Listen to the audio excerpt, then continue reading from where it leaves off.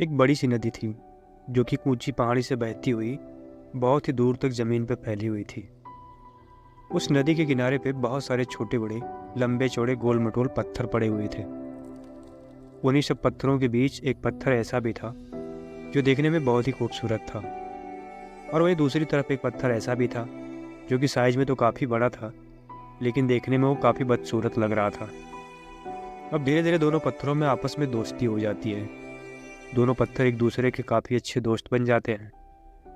अब एक दिन खुरदरे पत्थर ने चिकने पत्थर से कहा, भाई मेरे मन में काफ़ी दिनों से एक सवाल चल रहा है, अगर इजाज़त हो तो पूछ लूँ।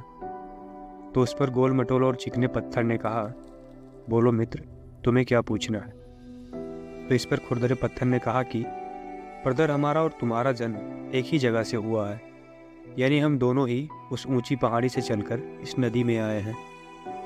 फिर भी हम दोनों के आकार में इतना फ़र्क क्यों है?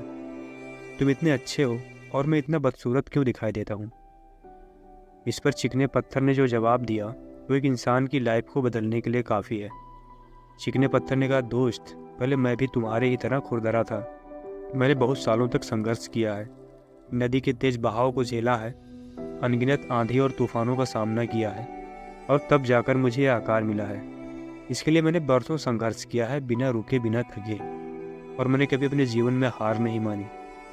अगर तुम्हें भी मेरी ही तरह बनना है तो संघर्ष करो, मेहनत करो, और लगातार इन नदियों की लहरों के साथ बिना रुके चलते रहो, और देखना तुम भी मेरी ही तरह एक दिन आकर्षक और सुडौल बन जाओगे। मैं चाहता तो नदी के किसी किनारे पर आराम से पड़ा रहता, पर नहीं, हमने संघर्ष का रास्ता चुना, और आज जो भी हूँ तुम्हारे सामने हूँ। चिकने पत्थर की बातें सुनकर खुरदरा पत्थर मन ही मन मुस्कुराने लगा। उसे सारी चीज़ें समझ में आ गई थी और उसे जीवन में आगे बढ़ने का रास्ता मिल गया था। दोस्तों, हम सब अपने आसपास बहुत सारे सफल लोगों को देखते होंगे, तो हमें लगता है कि उन्हें सफलता उनकी लत की वजह से मिली है, पर ऐसा बिल्कुल भी नहीं है।